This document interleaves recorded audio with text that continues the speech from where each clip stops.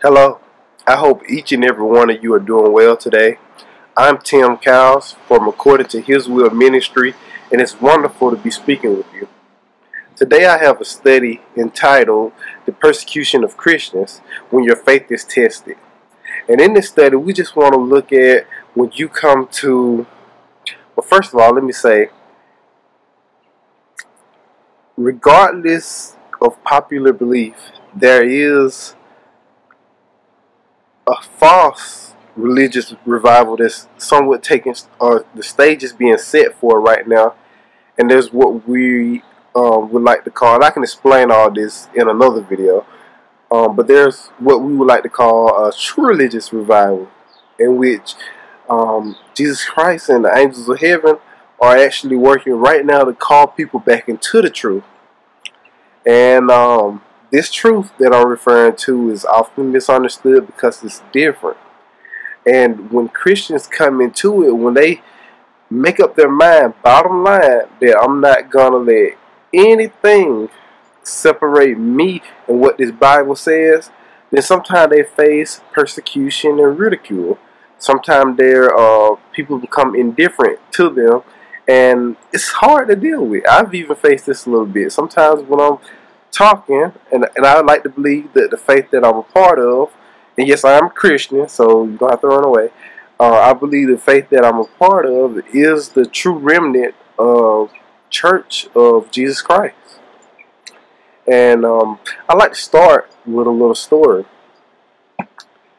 In Russia, back before the Berlin Wall was torn down, it was extremely hard on Christians to worship. Worship wasn't really something that was embraced. So many Christians met in secret. You know, they had private Bible studies within their home. And one night during one of these Bible studies with a small group of Christians, maybe no more than 10, the door flies open violently, and in walk 3 Russian soldiers with their guns pointed. Now, if I'm in this situation, I'm in a bit of a panic. There's guns pointed. There's tension high. We don't know what's going to happen next. So one of the soldiers yells out, "Everyone that is not a Christian is free to go, but everyone that's a Christian should stay and remain here." So once everyone that had fled, except for maybe a couple, the Russian soldiers closed the door and said, "We're Christians too, but we wanted to worship with true followers of Christ." Now, can you imagine if you're in that situation, your faith is really being tested to the point that you feel that your life is in danger? How do you respond to it? Do you do what the majority of the people do and run out and leave Christ behind because it's getting tough and go back to what you know? Or do you stand firm, even though it may cost you your life? But we must remember that Christ said, "He that seeks to keep his life will lose it. But he who is willing to lose his life for his sake, for Christ's sake, will find it." Christian, we don't have to worry about the temporary death that Satan and his agencies can cast upon us, because we look forward to reward when we receive new bodies and a new life that doesn't end. So a couple of points I want to look at. I'm not going to make this a long video. I've just been anxious to get back and talk to you guys because it's been quite a while since I uploaded. Well, it feels like it to me. I don't know. Did you miss me? Let's look at the story of Abel a little bit. And I'm going to read Hebrews 11 and verse 4.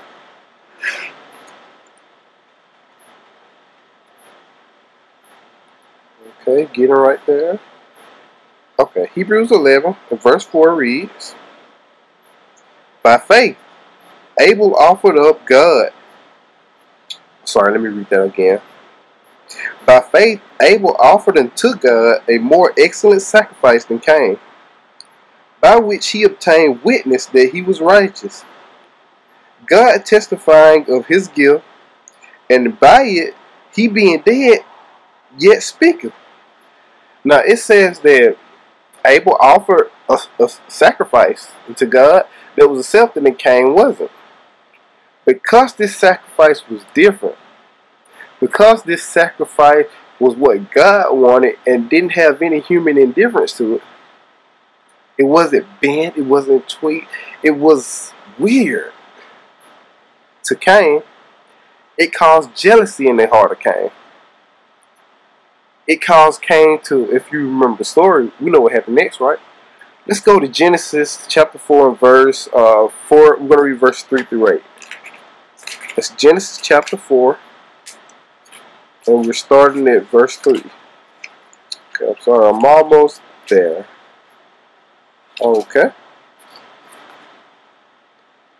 Oh, well, interestingly enough, somebody else did some renovating to this Bible. So I guess I'll be explaining this part of the story. Well, basically, Abel makes an offering to God. Abel was a tender of the sheep, while Cain was a tiller of the field. So Cain, in his situation, was thinking, hey, it's a little different than what God required, what God had asked me to bring, but it's something that's very valuable to me, and I'm giving it up. So isn't this just as good as Abel's offering? So when fire came down and consumed Abel's offering, Cain's countenance dropped. In fact, God asked, why has your countenance dropped? And why are you angry? If you do good, won't you be accepted? And if you do bad, sin will be at your door. But he said you should rule over it. But we know that often when you step out for God, the people that are in fallen divisions are in part, when you make a true step for the God of the Bible, it could be upsetting to people on the outside. And this was the case. So I just want to encourage you and say, when you make a choice to come to the true church of God, when you make a choice that you're going to follow the Bible, and whichever church is the closest to the Holy Bible is the church you want to be a part of, people are not going to receive that well. People, they'll start to, some with parents, very religious parents. Thank God my parents will understand. My parents are Baptists, but they never tried to hold me in to be a Baptist. So when I explained to them my reasons why, they understood it pretty well. But when you're, sometimes when your parents are very religious and they've come up and they've invested so much into the church, and you tell them, hey, I'm going to go ahead and say the name of the church that I believe is the Remnant Church based on the Bible. It's the Seventh-day Adventist Church. If I didn't say it, I feel like I'm holding back something from you. But I didn't want to pick on anybody else saying, hey, we're better, and or anything like that. It's just this church has made a devout attempt to say, hey, we want to follow the God of the Bible. If it's in the Bible, that's what we believe, and that's what we want to follow. Now, of course, we have our share of coups. Okay? Of course, we have some misguided souls. Sometimes we have pastors and particular people that have strayed away from that truth. But the overall teachings, the foundation that church stands on, is the remnant church described in Revelation 12 and also Revelation 14 that will deliver God's end time message, three-point message rather, into the people of the earth, calling them out of the churches of Babylon. But when you are called out of that church of Babylon, people that are unwilling or don't quite understand why you're making these changes will tend to take the role of Cain. And that's a much deeper study than I can cover in this video right here. But stick with me. But there's tons of benefit for suffering for Christ's sake. Let's look at Philippians 1 verse 29. Philippians 1 verse 29. And I just passed. Give me a second. Okay. Philippians 1 verse 29 says, sorry about that. For unto you it is given in the behalf of Christ, not only to believe on him, but also to suffer for his sake. So this verse is indicating that, for Christ's sake, most of us are going to suffer. There'll be a time of suffering. It's not only our responsibility to believe on him, but also to suffer for him as he suffered for us. Let's take a look at one other video. One other verse, rather. I'm sorry, ahead of myself. And it basically, this verse is in Peter. And this verse just basically is some further confirmation that there's blessings even in the suffering for Christ. Let's go to 1 Peter chapter 5 and verse 10. And I'm going to begin reading. Take, my brethren, the prophets who have spoken in the name of the Lord, for an example of suffering, affliction, and of patience. What does it say about these prophets, these people of God? It said they suffered affliction, but they were people of patience.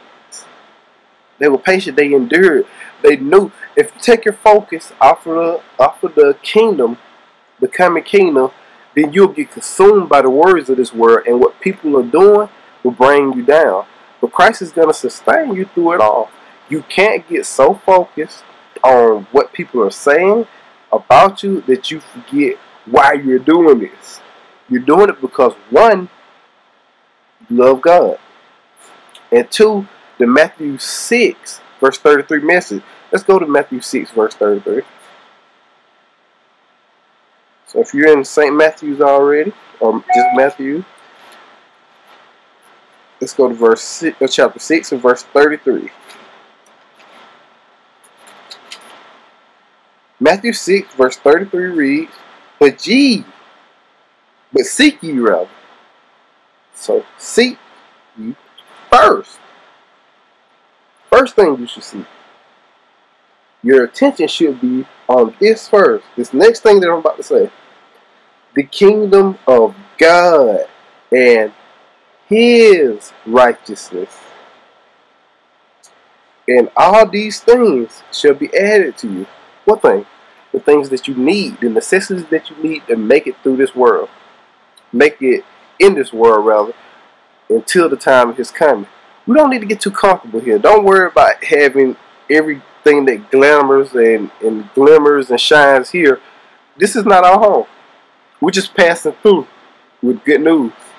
And we have to keep that in mind. And I see this video has almost went 15 minutes, so I want to kind of close. I want to keep it short. I'd like to leave you with a verse to help you in times of suffering.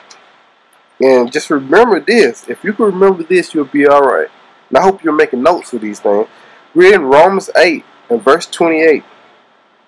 And it reads, And we know that all things work together for good to them that love God, to them who are called according to his purpose. How many things work for good? All things work good together for good for those that are called according to his purpose. And we believe that anyone that has an ear to listen and a heart that is open is called according to his purpose. So, again, I'm Timothy Kyles from According to His Will Ministry. I hope you enjoyed the video. Don't forget to subscribe to my channel for more videos like these. And we upload every Thursday, so you can look forward to some new content. God bless you. Have a great day.